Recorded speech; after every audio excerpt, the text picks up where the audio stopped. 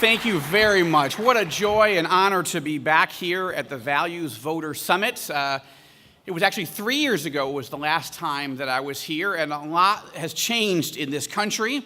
A lot has changed in the world, a lot for good, but there are still threats and challenges out there. Now, one of the reasons I have not been here the last few years, I hope it wasn't because Tony didn't like what I said last time. I think it's because my wife and 4 sons and I went through a process which is called in Hebrew, making aliyah. That is, becoming citizens of the state of Israel. I'm Jewish on my father's side, Gentile on my mother's side, by faith, a Jewish follower of Jesus, an evangelical, and we are now dual U.S. Israeli citizens. We live in Jerusalem, and I bring greetings from Jerusalem. Now, I need to say as we start that being a dual citizen of the U.S. and Israel, it means I get to vote twice. And it's sort of like living in Chicago. And you don't need to be dead, right? So that's good. So you come to a Values Voter Summit, okay, I get to vote twice, so that's good. But living there, moving, I was born in upstate New York, went to Syracuse University, met my wife at Syracuse University. We raised our sons, 4 sons, here in the Virginia area. And now to be living in the epicenter of the world, certainly the most targeted country on earth, right? When we moved over there, one of my sisters is adopted from Korea. And she said to me, Joel, I've never been to Israel, so I'm trying to get a picture of what your life is going to be like over there with Lynn and the boys. And do they have McDonald's in Israel? I said, yes, we have McDonald's. And she says, do you have IKEA? I said, yes, we have 2, and we're very excited about that. She says, do you have Target? I said, no, Katie, it's Israel. You can't have a big building with a bullseye on it called Target. Like, the whole country is whatever. So, hashtag whatever. So it's been a fascinating journey, that's hard to describe, and it's not my focus today. But I want to put my cards on the table. We are Jewish people who love Jesus. We are Americans who are now living in Israel as Israeli citizens. We are evangelicals who love not only Israel, but Israel's neighbors, and are trying to learn what it means. What did Jesus mean when he said, love your neighbors? And you say, well, those aren't neighbors over there, Syria, Iran, whatever. They're enemies. Okay, well, Jesus said, love your enemies. Well, come on, Lord. That covers everybody then. Neighbors, enemies. Okay. So how do you do that? And that has been one of the most fascinating challenges of our lives, trying to figure out how do you walk with Jesus and for him in the land where he lived, but, he came to his own received him not. But to as many as did receive him, to them he gives the right to become children of God, even to those who believe in his name. So that's a challenge anywhere. It's a challenge in Lebanon. It's a challenge in Colorado if you're a baker. It's a challenge everywhere. But Tony asked me to come back this time to talk about from our unique perspective, I guess, what is happening in the Middle East? What are some of the key challenges there? And what are some of the things that are encouraging that evangelicals need to know but might not be getting from the mainstream media? And I said, how much time are you going to give me? So anyway, in the time that we have, I want to pick one particular positive development and then frame it with a few other stories and facts that I see happening in the region today. First of all, I do want to say how much has changed, what has happened in the last 3 years, just since I was here last. The world has changed in our part of the world. The Islamic State, as it existed 3 years ago, no longer exists. The caliphate has been crushed. The genocide against Christians in the Middle East has been stopped. ISIS has not been vanquished, but it is definitely on the run. Israel has just celebrated her 70th anniversary of her prophetic rebirth on May 14th, 1948.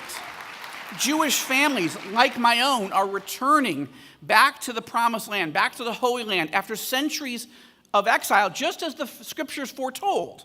It's happening in our lifetime. Israel is building a prosperous economy and a vibrant, robust, dynamic democracy. And 23 years after Congress overwhelmingly passed a law to make it happen, the American embassy now resides in Jerusalem.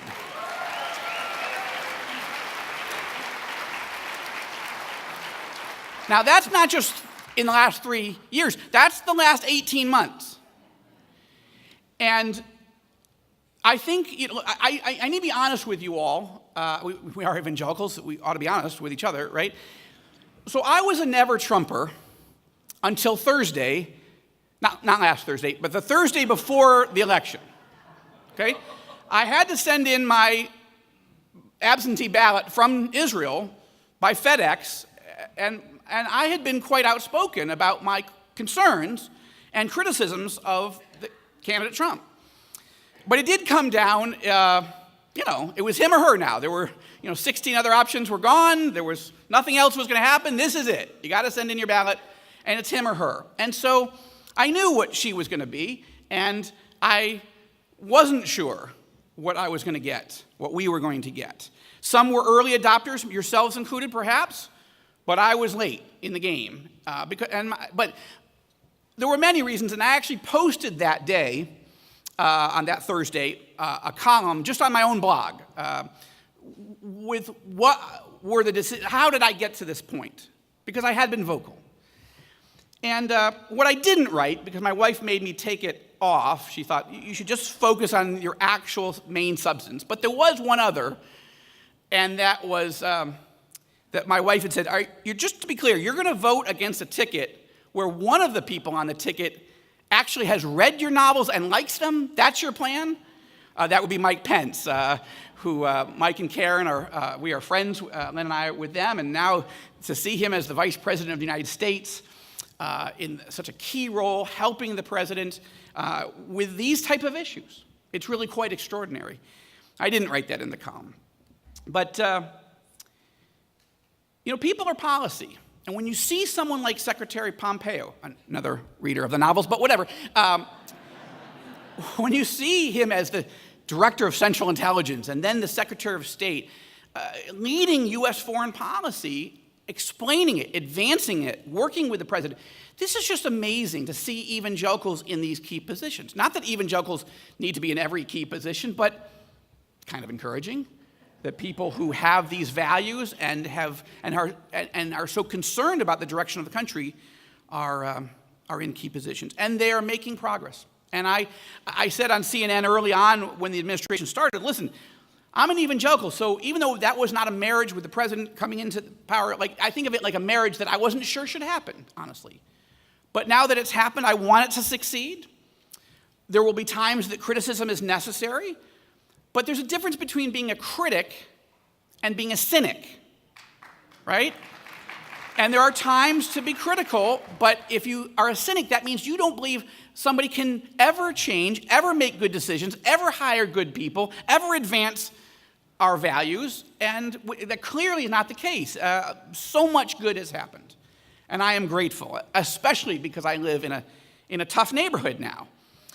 Now, what I want to focus in just the few minutes we have here together as we close out this session is the number one threat in the region is no longer ISIS. I wrote a whole series of novels about ISIS, and the first one came out before ISIS had really become a big deal. And yet that is no longer the primary threat. The primary threat is and remains and will be for the foreseeable future Iran. Now, we all know this, so I'm not going to recount all the disastrous implications of the Iran nuclear deal. The $100 to $150 billion in cash that were just given to a bunch of terrorists so they could do more terrorism. The way that this deal has emboldened the Ayatollahs of Iran to not only repress their own people, including Christians, but to expand their terrorist empire all over the region. And Iran now effectively controls 4 Arab capitals: Beirut, Lebanon; Damascus, Syria; Baghdad, Iraq; and Sana'a, the capital of Yemen. That's just in the last few years that this effort has taken hold, and this level of influence and aggression and evil, true wickedness coming out of Iran has been encouraged by the nuclear deal. Now, we could spend an entire message just on the evils of it, but I want to talk about something that is less noticed, but is very important for Americans generally, for the West, and for evangelicals in particular, I think. And that is how the Iran threat, not just the nuclear threat, but the ballistic missile threat, the terrorism threat, the repression of minorities and including Christians, how is that changing the region? One of the ways it is changing the region is by causing every leader in the region, I'm talking particularly about the Sunni Arab leaders, to fundamentally rethink who is their friend and who is their foe. Okay? This is a big deal, and it's something dramatic and almost unnoticed by most people, unless you live in the region or are super focused on the region. Every alliance is being shaken and reshaped by the growing, the rising Iran threat. So let me give you an example. So when I was born in 1967, the leader of the Sunni Arab world was the president of Egypt, Gamal Abdel Nasser, right? This was a fire-breathing Arab nationalist who was threatening to throw the Jews into the sea, right? We're going to invade Israel, we're going to kill everybody and drive them out, and we're going to reconquer that land. And he built an alliance to make that happen. And when I was 2 months old, Nasser was about to invade and annihilate the little country of Israel. And Israel had to strike first, and did. And as you know, in 6 days, they almost quadrupled their territory. They reunified Jerusalem, and on the 7th day, they rested. Now, where are we today? Okay, so that's the world that I was born into 51 years ago. Egypt was the leader, and Egypt was the enemy, and Egypt was buying Russian, Soviet weaponry, using Soviet tactics, buying Russian Air Force jets, Russian advisors. Where are we today? 2 years ago, no, just last year, just before Passover, as it turned out, I happened to be in Washington finishing up a book tour for my last thriller. That last year was Without Warning. It was the end of the ISIS series. And I got invited to a meeting with the new president of Egypt, Abdel Fattah el-Sisi.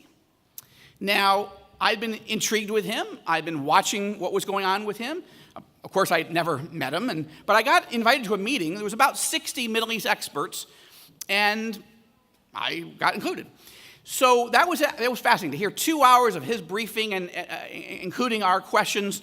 But at the end of it, we all expected the president and his entourage to get up and walk out, because that's what you do. You're done with your meeting, you move.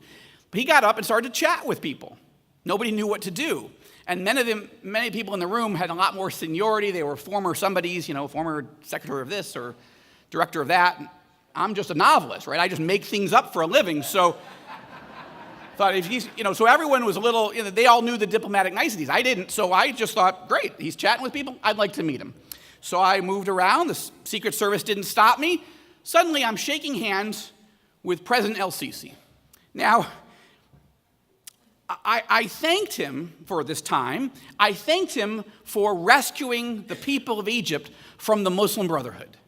He liberated 100 million people from one of the most radical regimes on the planet. We'd be hard-pressed to think of another example where a country has been rescued from the clutches of a radical Islamist regime.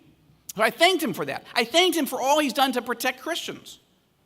I thanked him for reaching out to Christians, for spending time with the Coptic Christian Pope. He doesn't really celebrate, he's a Muslim, so he doesn't celebrate Christmas, but he goes and honors them on their Christmas celebrations. He's put soldiers around churches when necessary, and it's been necessary. He's reached out to the Catholic Pope. He's reached out to Jewish leaders. So I thanked him for all those things, and no one still was coming to, so I had a few more moments. So I said, one group I haven't noticed that you've met with, and I may have missed it, so please forgive me, but have you met with evangelical Christian leaders? And he said, no, I have not. I said, well, you may want to consider that. There are some 60 million evangelicals in the United States, some 600 million worldwide, and we talked about that for a few minutes, and I said, I think we would be fascinated to have a meeting similar to this, where you share your view, because you're new, and we don't know you, and we want to know you. You want a strong, you're not Nasser, right? You want a strong relationship with the United States. You want to reinvigorate the peace process with Israel. You are trying to help solve the crisis in Gaza. You are fighting radical Islam. They're the type of leader that I would make up in a novel if you didn't exist. So he brightened, and he said, well, would you like to bring a delegation to come to Cairo and meet with me? And I said, I would be honored to do that. And this took all of about 9 minutes to have this conversation, and he turned to the foreign minister, the ambassador, and to his chief of staff, and he said, make it happen. So we exchanged information, and I flew back to Israel, and the next day was Passover. So I'm at the next door neighbor's house with my neighbors, and we're having Passover. Now, you know the story, right? Jews enslaved in Egypt. Moses goes to the leader of Egypt. So they're like, how did this happen? I said, I can't tell you exactly how this happened. But I can tell you that imagine a Jewish man standing before the leader of Egypt on the eve of Passover and saying, let my people come.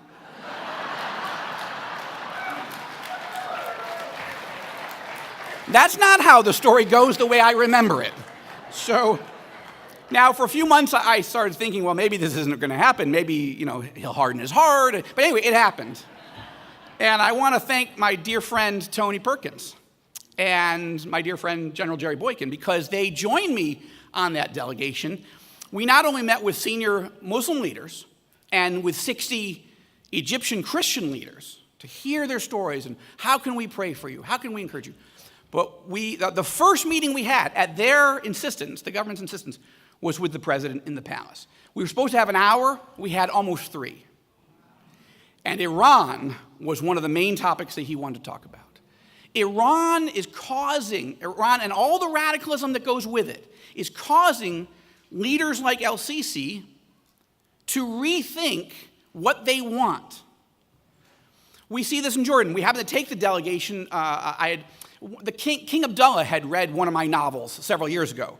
It happened to be that he was one of the characters in the novel, and that ISIS in the novel is trying to kill him and overthrow his kingdom. And I made him a character by name. I'm not that bright. So now, an advisor read the book. I didn't know the advisor, and he didn't know me, but he read the book. Then he gave it to the king and said, you have to read this. He said, why? He said, because you're in it. He said, what are you talking about? It's a novel. He goes, I know, but you're a character. What? So as it happened, the king read, it happened to be the second in the series. It was a book called The First Hostage. And the king read the book, King Abdullah II, and rather than banning me from the kingdom forever, he invited my wife and me to come for 5 days to build a friendship, to begin to get to know his worldview. And though he didn't say it, I felt like he sent us to meet with all his special forces generals and different bases and key leaders, national security leaders. I think he was saying, I want to show you what I'm doing to make sure your books never come true. We had 3 different meetings with him, including the last night I was there, 2.5-hour dinner, private dinner with him in his palace. And a big portion of our conversation was on Iran. Now, as it happened, I said to him at the dinner, listen, this is so fascinating. We are so honored. I mean, now, just time out for 1 second. Let me just say, but think about this. You might read a book by somebody, a novel, if you're in it, and you might read it otherwise, but he's a Muslim monarch. He's a 43rd generation direct descendant of the Prophet Muhammad. Now, to invite an American, Israeli, Jewish follower of Jesus to your kingdom for 5 days, that's not normal. And we were so honored, and I said to him, listen, I feel like one of those lepers in the Bible that if people find out I got to do this and I didn't share the blessing with others, I'm going to get in trouble. And would you be open to having other evangelical leaders come? So as it worked out, not only did he want to do that, but it worked out that we took the delegation for 5 days to Egypt and then 4 days in Jordan. We met with all the top officials. We met with 36 Jordanian evangelicals, just alone, not with any government, just to hear their stories, what their challenges are, how to pray for them. And then we had a working lunch at the palace with the king. And Iran was a topic. Now, I don't have time to go through every leader in the region, but I want to draw your attention, just as in closing, to the new crown prince of Saudi Arabia. I'm not saying all these men are doing everything right. I'm saying that the crown prince of Saudi Arabia has called the Ayatollah of Iran the new Hitler. That he wants a strong relationship with the United States. That he is making reforms. He is making changes. There's a lot to reform. It's Saudi Arabia. But we need to watch this. We need to encourage what's right and respectfully have conversations behind closed doors with he and other leaders about reforms that still need to be made, including religious freedom, including the opportunity for Christians to live and operate freely. But there's many dynamics. Iran's not the only dynamic, but every leader in the region, the United Arab Emirates, a fascinating, increasingly tolerant and moderate government. I'm getting to know the ambassador from the United Arab Emirates. Fascinating man, fascinating country. Bahrain. These countries realize that the threat to the region is not the United States. It's not Israel, even. It's not Christianity. It's Iran and Iran's radical Islamism. And it's causing a fundamental recalculation of every leader in that region. Who is my friend and who is my foe? Now, I make this stuff up in novels, but this is real life. Things are happening. Russia is forming an alliance with Iran, Turkey, Qatar. So to the north, wickedness, evil, danger. To the south, something new. An American-Israeli Sunni Arab alliance. It's not perfect. It's not fully formed, but something's happening that has never happened in history. We need to encourage it. We need to nurture it. We need to be grateful that this current administration understands it in a way that the last administration certainly did not. And we need to continue to pray for peace in the region, peace for Jerusalem, and that we can be salt and light in every aspect of life, from foreign policy to human rights and the gospel, most importantly. It's an honor to come and share just a little bit of what's happening in my part of the world. May God bless you, and may God bless this dear country that I love so much. Amen.